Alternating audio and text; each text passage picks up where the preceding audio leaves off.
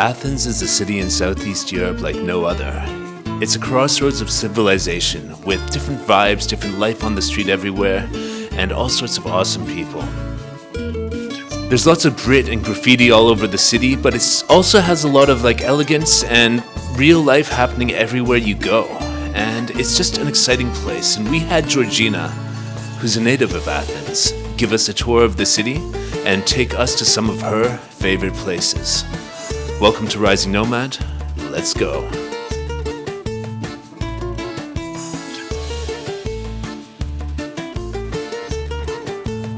Hey everybody, it's Rising Nomad, and Georgina and I are sitting here and we're talking about Athens today. And we actually took a trip around some of the coolest places in Athens, some of your favorites, right? Mm-hmm. And basically explored that for a couple of days. So there's lots of eye candy of the stuff that we tried, cocktails and food in this video, and some of the recommendations for the coolest places. So I just wanted to start by asking, how would you describe the general atmosphere of Athens as a city, as a local? It's definitely a vibrant city. There are so many things going on there, during whole year. Except a small period in the summer, which Greek people, we actually visited these places, yeah, exactly, during the summer thing. So we have to do a disclaimer on this video that it's not as hopping or bustling as it normally is, because we went in the middle of August, but it's when I was available to make the trip. And so I came on over. So you see the venues, but you don't see them full of. We also went during the daytime to a lot of these cocktail bars that are extremely hot. Yeah, 35, 40 degrees or something like that. So so the general atmosphere is a bustling city with lots of different influences, lots of different dirt and lots of different elegance mixed together in a place where ordinary people are just living their lives as well, is how I would describe it. Would you agree with that? For sure. And lots of history as well in the city. So how much does the history of Athens play into your experience growing up there as a local? Have you ever been to the Acropolis? I've been to Acropolis, yeah, but not that many times. And I actually been there while I was, 30 years old or something like that. For the first time? Yeah, so I was pretty old, when I first visited the place. But yeah, there are so many places, and you grow up like that. You grow up just, knowing that there is, Acropolis, there is... Thousands of years of history. Yeah, exactly. So yeah, I don't know. I never actually was so curious, to go and see how Acropolis looks like. But are you raised with a sense of pride about the city's glorious history and its place in the world and stuff like that? Not really, but I think most of Greek people have it somewhere deep in our hearts, Cool. Yeah. And how do you feel about the tourism? Because obviously Athens is a huge tourist destination for lots of people who just love your food, your culture, the laid-back way of being, all of the contrasts that I mentioned and all that sort of stuff. How did the locals feel about all of that? I think Athens, the whole Greece is based, it's based on tourism. So we are pretty happy, I think, that we have so many tourists, and... Pretty welcoming as well. Yeah. Well, hopefully. I don't know. How you felt? Okay, I felt that's totally good. welcome in every moment in Greece.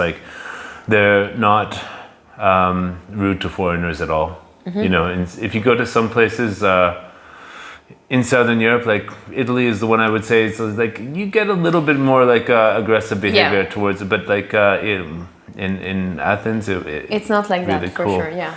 True. So one of the things that I really like to do when I go to a place is check out the local markets. And we went to the sort of city center market, and all I saw was a bunch of fish. Why is there so much fish?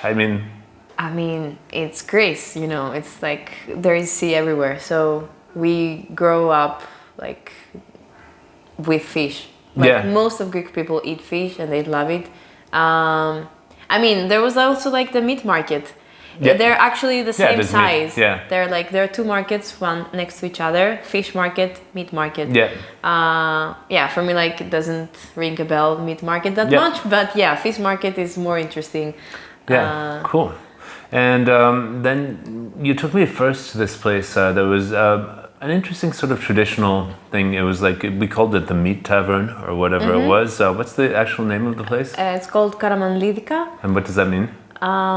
Actually, it's like from last name. Yeah. So, So somebody's like place, it looks like a delicatessen that does all these dishes. yeah, and they're also very, very influenced by Middle East. Oh, really? Yeah. I Yeah. mean, like most of Greek cuisine is Influenced by the Middle East. Middle East, yeah. So I had a lovely meat dish there, and it was just like, just so amazing. Like slow cooked meat is just about my favorite thing to eat in the world, and Greek people love meat. I mean, yeah, and it was a nice place to have a beer too, and sort of just enjoy the day. It was the middle of the day. We went there, lots of people enjoying, and just a really good vibe as far as I'm concerned in that place, and. Yeah. Now the Greek salad. Tell me, what's that actually called in your language? it's called choriatiki salata, and yeah, if you translate it literally, it means the village salad, the salad that comes from village. And I noticed that it's a little different in Greece, the way they prepare it, as opposed to abroad. Basically, like it has more vegetables in it. Like the feta cheese is like. Real feta cheese? Yeah, not the fake stuff they serve elsewhere. I mean, like, there are many places, to be honest, and, okay, I'm Greek, but I have to say, like, to speak the truth, there are many places that they just have white cheese instead of feta cheese, which I find very, very sad. But yeah, anyways, like, hopefully you had a great Greek salad. It was great, yeah. All right. And also the sort of shops that you see around with traditional herbs, and Greek mountain tea is one of my favorites. It's like you said, you only drink it when you're sick, but I drink it like whenever I want to chill out in the evening, especially during winter in Europe. And yeah, what's the deal with these shops? Do Greek people actually believe that there's like medicinal properties in these plants? And do they live like that still? Well, for sure, like we use many tricks, like with herbs and stuff like that. But yeah, I mean, like this area is always, it's also an area of, like you said, like fish market. We have the meat market, and then you also have the market with spices, and you can find pretty much anything there. Cool. And then Then we go on in our adventure to a place called Clumsies, which is, what's this place meaning to you, actually? I mean, it's just like a very, very, very nice and vibrant bar. Yeah. I mean, it was empty when we went there, so people are seeing the footage of that. It was like in the middle of the day. Yeah. But yeah, I mean, like one of them, unfortunately, we didn't have time to take you in all the places, so we had to pick like a couple of them. Yeah. It was, let's remember, But the it was like cocktails were 15th lovely. of August, so it's like everything was empty. But yeah, like the cocktails, I think they were okay, right? Yeah, they were very tasty. Come on, like I Nice. I loved like everything about the culinary like passion of the Greek people in terms of like food and drinks. Like you can't go wrong if you go to Athens for this. And oh yeah, for sure. I mean, although like my favorite place for cocktails is Baba Room. So we'll get there. We'll get there. The one that we went after. So yeah. Yeah, but right across the street from the Clumsies cocktail place, there was a place called Overoll, Croissants, where I don't know, it just seemed like you recommended it because you like this sort of thing, and I decided that I would try it. So try it I did, and basically just it was very tasty, sort of like French inspired croissant, and it didn't really seem like the place did that much.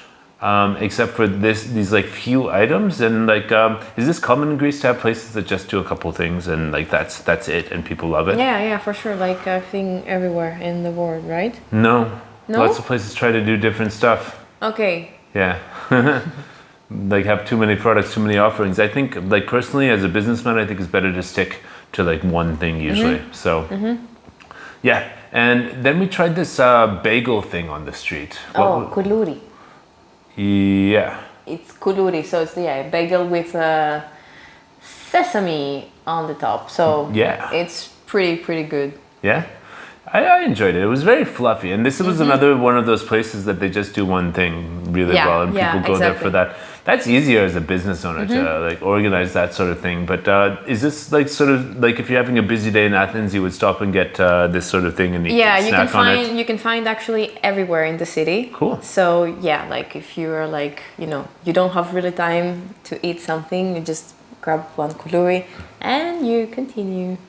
Yeah, and then we continue. We went to the Tiki Bar. Now this was a cool place where I felt it had more of a rockabilly alternative vibe, like trying to be a little bit kitschy with pictures of Elvis and like sort of strange decorations, but And it's still right behind Acropolis Museum, so it's Yeah. like if you're ever there, like in Acropolis Museum, you can just grab something there. But the point was, it still had this like European elegance in the way it's decorated, but it was also quirky. Like normally where I'm from in Canada, like places will go one way or the other. It will be like completely unelegant and like quirky, or it will be completely elegant and without any humor or stuff like that. So I really enjoyed the vibe there, and yeah, it was great. All right, I'm glad. Yeah, and then for dinner that night we went to a Mexican place. Yeah, because we were sick of Greek food, right?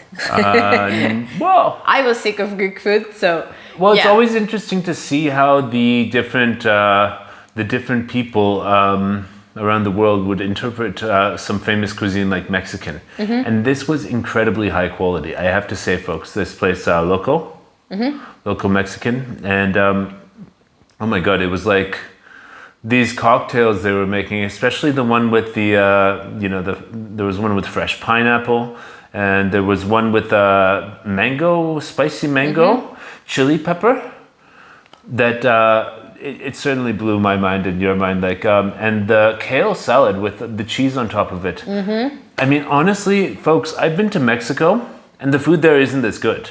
Like something with the Greek ingredients and the passion that they have for that, inspiring their take on Mexican food. I mean, the tacos were lovely and tasty as well. And this like spicy mango cocktail was just wow. And the whole experience had this sort of like high class thing that you can get in Mexico, but it doesn't come as naturally there because I feel that the food ingredients are of generally lower quality there.